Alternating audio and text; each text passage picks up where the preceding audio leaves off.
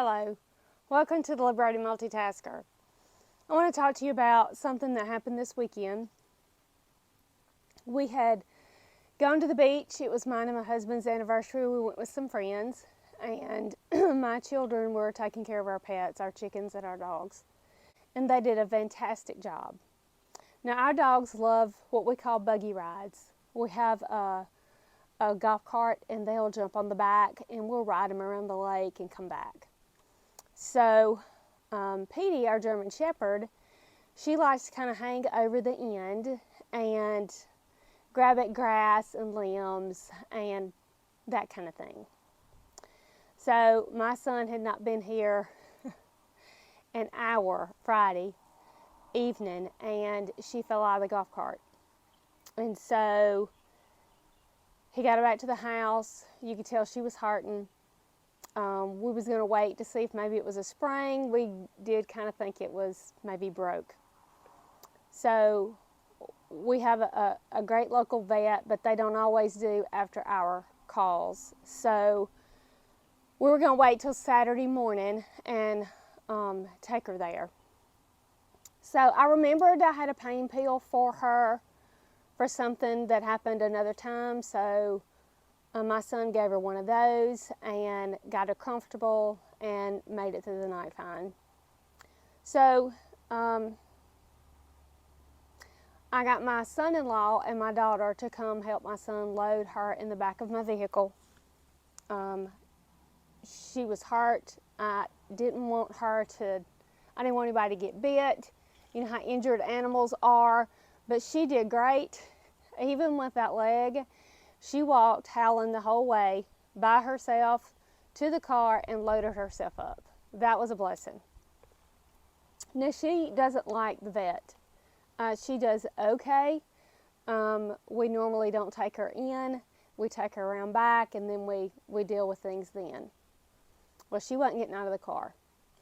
So I don't know if they sedated her first, or if they got her in and then sedated her and did x-rays. So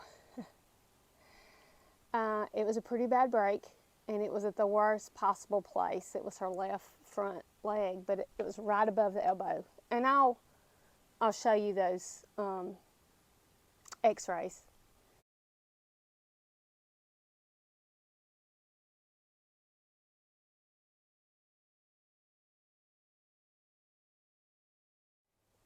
And so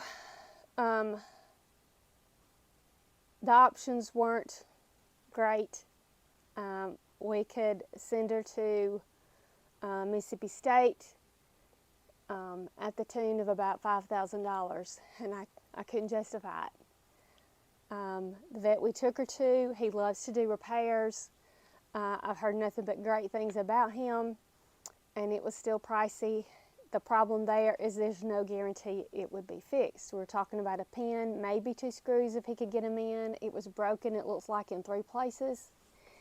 And we still didn't know if that was going to do the job. So after talking with the vet, we decided the best thing for her was to amputate the leg. So we got her back home. She was not happy. The vet was able to get her in another kennel so they can clean it out, but not get the leash.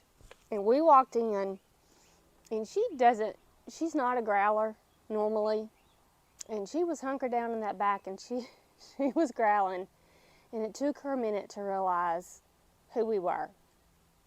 And then she was really excited, and so I was scared she was going to hurt herself. So before we left, my husband held her. We did have a cheap muzzle. And he held it on her face so he could pull out the drain tube. And then she walked herself, dragging Dave on 3 legs, dragging my husband to the car, and loaded herself up. So she's home. I'm going to pull her out. We have found a place she loves to be outside, and this is her training mat from when she was younger. And we pulled it out, and she could sit here in the sun and look outside and get lots of love. I have researched some things.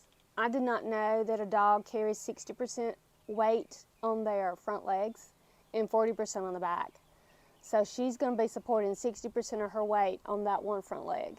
So she's going to have to lose some weight, and we're going to have to train her when she's healed to not jump out of stuff. That's a lot of weight to throw on one leg, and she no longer has a spare. So that's what happened this weekend. If I'm a little short on videos in the next week or so, I just want you to understand why. But she doesn't like the vet. So I'm looking for a decent muzzle, a cage muzzle, but not a military grade ones that's $300. I don't want to spend that, but I need something better than. So if you have any suggestions, let me know. She had the surgery Saturday. We brought her home Sunday, and today is Wednesday. So let me go get her so you can see Pete. Hi, down.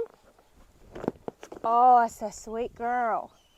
Oh, her so pretty. I know.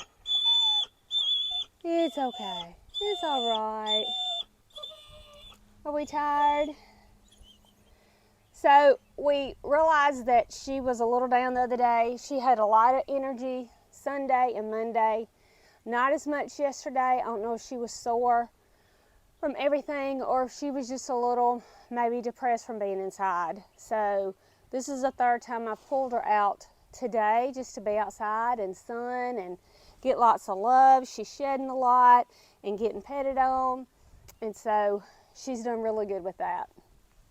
So this is Petey, and it was a bit of shock to the system.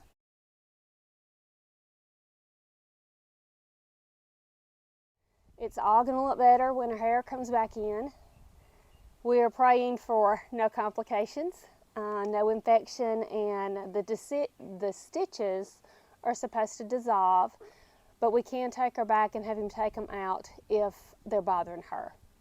So she doesn't like the vet. We're praying for no complications and that the stitches are not a problem. So anyway, that is what we're dealing with right now. I was trying to decide whether or not to do this video, but this video is about things that we go through and we deal with on the homestead and cooking and things that are going on. And so I decided to share this with you as well. If you have any suggestions, I'm open to them. I've never had to deal with this issue before. I can't think of anything else to share at this point.